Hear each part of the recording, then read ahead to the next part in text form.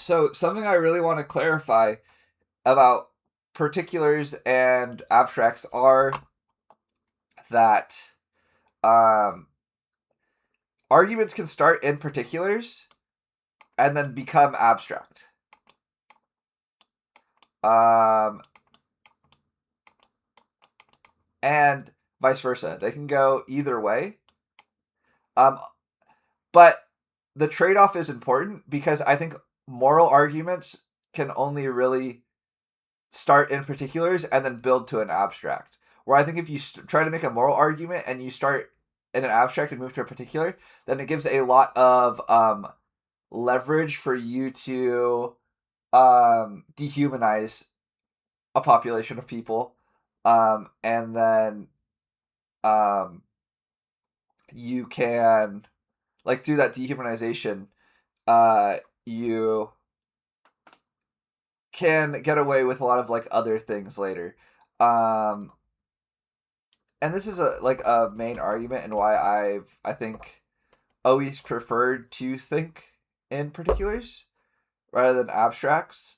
But one of the benefits of this is if you're trying to run or of abstracts is that if you're trying to run a system where you don't really care about morals, this is an infinitely better way to reach a population because for some unknown reason to me, humans really like the concepts of like abstracts. Like they like the idea of society is bad, politics. You have a political opinion. Um, these things that you almost like can't reach, and they kind of stay in this like realm of infinity. They really like it. So there are a lot of people that I think are fucking stupid that like love this shit. They'll do like abstracts to validate like everything in their life. And I'm not saying thinking abstracts is wrong. I just think it gets really obvious when it's going somewhere sketchy. Um, but yeah, that's besides the point at this moment. Where if you really want to make a moral argument, you have to build it from someone's experience and then keep it there. And then maybe through enough of someone's experience, it can start to become like vaguely abstract. But it would really have to be like developed ground up from like, okay, this person experienced this person experienced that, this person experienced that, and you have to get like hundreds of them all stacking in to like a colloquial experience.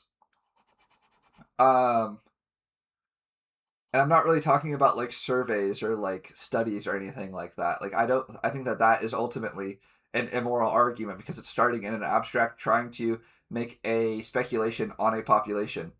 I think that's just a flaw in like social sciences. I don't think social sciences are very accurate for actually um, predicting human behavior. First of all, like I mean, this is turning into a complete rant, but I mean, the therapy is just completely pointless for a lot of people that it should be extremely helpful for. Um, and then also like trying to stay like moral, like how do you know in a social study that you are trying to even start like there's no way that you aren't just inputting your human bias onto the beginning of the study and then like it like drastically hurts the data later. Like it doesn't matter how big your population is if you're just going in with an already like biased idea of like what you think, you know. Even if you end up getting like proven wrong, there's still like biases in that just in the process of what you're doing. Um so that's a main reason why I think in particulars it applies to Valorant as well, but it's just a little different of a concept. Um, and I'm talking specifically about like baseline methods of thinking. I'm not talking about like anything deeper. I'm thinking about like when an idea comes to your mind, like how does it arrive? Is it oh like my mom's really pissing me off? Is that like how the idea arrives to you, or is it like oh like society's so evil, like people believe this, like you know you can tell the difference between people, and in Valorant it kind of shows up in the earlier example where I was like, oh, Demon 1 and FNS. Like, FNS, Demon 1 will lose a round and he'll be like, fuck, I whiffed. Like, I should have gotten 2 there or something like that. Or I didn't completely min-max my jet dash. Like, I lost a round off of that. Or FNS will be like, oh, our default, like, opener was, like, our, like, I don't know how to describe it. Like, the adaptation to their default from ours was incorrect. So this person wasn't in the right position to rotate at this specific timing, or we didn't have this piece of like we had this piece of utility on the wrong site. Like that's a very abstract concept because then it would go into things like team comp or like anti-stratting, and just like leaves a level of details that Demon 1 would be looking at. And I'm not saying that one is more right than the other. I'm just saying you have to think about when you're head coach or when you're coaching about like how do my ideas even come to my head in the first place? Because that's going to impact my players.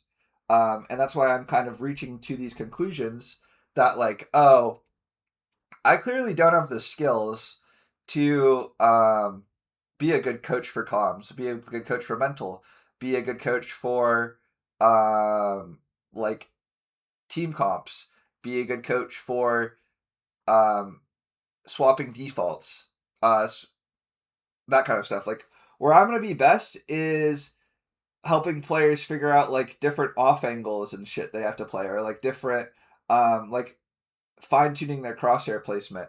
And another thing that I'm most curious about is I really doubt there's only just thinking in particulars and thinking in abstracts. I think that there has to be a lot more ways of like how ideas come to people's heads. I do think that there is a pattern, but I think particulars and abstracts is just the first one I've reached. So I'm curious if other people have ideas of particulars and abstracts or a whole different method of thinking that I haven't even thought of.